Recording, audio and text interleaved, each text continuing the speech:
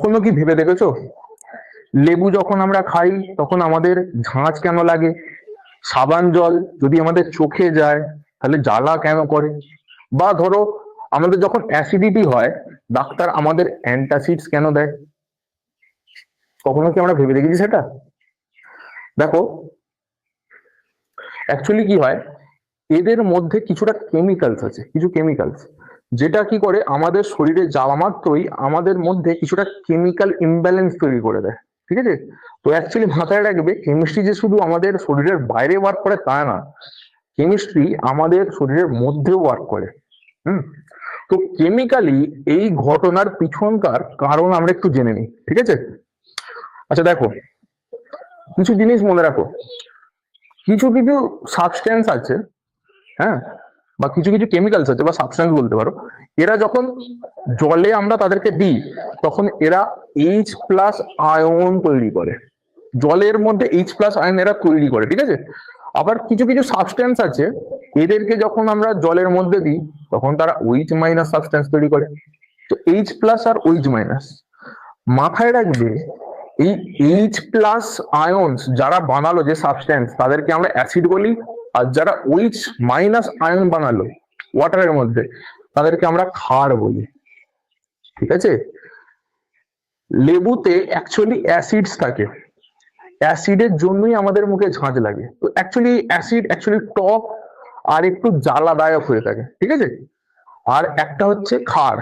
ক্ষার কি করে? ক্ষারে একটু তিতা স্বাদ, পিচ্ছিল লাগে, ঠিক আছে? এই ধরনের। হুম। ক্ষার এটা তো আমরা বুঝতে পারছি, তার মানে লেবুর মধ্যে অ্যাসিড আর সাবানের মধ্যে ক্ষার আছে, যার জন্য এটা হয়। বাট এবার স্টোমাকের কেসটা এসো তো, স্টোমাকে কি হয় যে ডাক্তার আমাদেরকে অ্যান্টাসিড বা ক্ষার দেয়? স্টোমাকে এমন কি হয় যে অ্যান্টাসিড খেলে আমাদের একটু আরাম লাগে, তাই না? তো এটার জন্য অ্যাকচুয়ালি আমাদেরকে একটু স্কেল বুঝতে হবে, পিএইচ স্কেল। এই দুটো তো অ্যাসিড আর ক্ষারের ব্যাপার গেল, এবার আসছি দেখো পিএইচ স্কেলে। পিএইচ স্কেল অ্যাকচুয়ালি কিছু নয়, 0 থেকে 14 পর্যন্ত একটা স্কেল থাকে, ঠিক আছে? তো 0, তুমি যত স্কেলের শুরুর দিকে আসবে এর অ্যাসিডিক স্ট্রেংথ তত হাই হতে থাকবে স্কেলের, মানে যত ডিজিট কম হবে তার মানে জানবে অ্যাসিডিক স্ট্রেংথ বেশি, মানে অ্যাসিডিটি হাই। আর যত ডিজিট বাড়তে থাকবে, ঠিক আছে, তত জানবে ক্ষারের প্রভাব বাড়ছে বা বেসিসিটি বাড়ছে। হুম। ঠিক 0 to 14 এর মাঝখানে একটা জায়গা আছে 7। 7টা হচ্ছে নিউট্রাল, না এখানে অ্যাসিড আছে না এখানে ক্ষার আছে। তো নিউট্রাল একটা সাবস্টেন্সের এক্সাম্পল হচ্ছে জল, জল বা ওয়াটার, H2O। হ্যাঁ। এবার এই 7 থেকে যত তুমি এদিকে আসবে তত অ্যাসিডিক স্ট্রেংথ বাড়বে, 7 থেকে যত ওই দিকে যাচ্ছ যত তুমি তত জানবে বেসিক স্ট্রেংথ বাড়ছে। এবার কিভাবে বাড়ছে দেখো, ধরো pH 6, এটা পিএইচ স্কেল, ঠিক আছে? পিএইচ, ধরো pH 6 এ অ্যাসিডের স্ট্রেংথ যতটা, আমরা যদি 6 থেকে 5-এ আসি অ্যাসিডের স্ট্রেংথ প্রায় 10 টাইমস বেড়ে যাবে, ঠিক আছে? 10 টাইমস বেড়ে যায়। ঠিক তেমনই pH 8 থেকে যদি আমি 9-এ যাই, অ্যাসিডিক স্ট্রেংথ নয়, সরি, বেসিক স্ট্রেংথ, এটাও কিন্তু 10 টাইম ইনক্রিজ করে যাবে।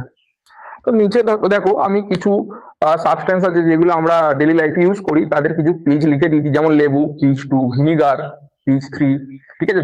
জলের তো আমি বললাম pH 7 হয়। সাবানের অ্যাকচুয়ালি pH 10 হয়। হুম।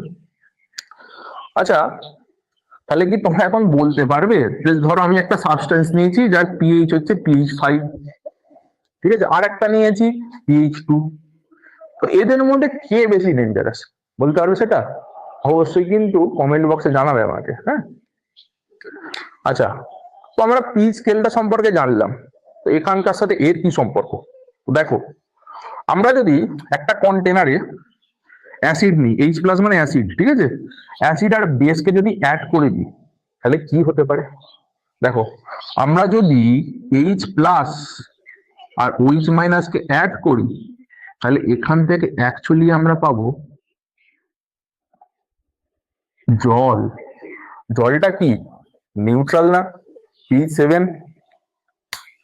তো মাথায় রাখবে, অ্যাসিড আর ক্ষারকে যখন আমরা মেশাই অ্যাকচুয়ালি সেখানে জল তৈরি হয়, ঠিক আছে? আর H+ আর OH- কে তো এরকম পাবো না, এর সঙ্গে কাউন্টার ক্যাটায়ন আর অ্যানায়ন থাকে। এর সঙ্গে বলে দিই, এর সঙ্গে আমরা একটা লবণ পাবো, ঠিক আছে? জল আর লবণ পাই। এই জন্য পেটে অ্যাসিডিটি বাড়া মানে হচ্ছে বা গ্যাস হওয়া মানে হচ্ছে অ্যাসিড অনেক বেশি আছে। অ্যান্টাসিড বা ক্ষার এই জন্যই দিই যাতে ক্ষারটা যাওয়া মাত্রই অ্যাসিডের সঙ্গে বিক্রিয়া করে জল তৈরি করে, আর আমাদের কি হয় অ্যান্টাসিড খাওয়ার পর বেশ আরাম মনে হয়। ঠিক আছে, আচ্ছা আজকের জন্য আমি এতটাই কভার করলাম। ঠিক আছে, আবার কাল দেখা হবে নতুন একটা ভিডিওর মাধ্যমে। ঠিক আছে।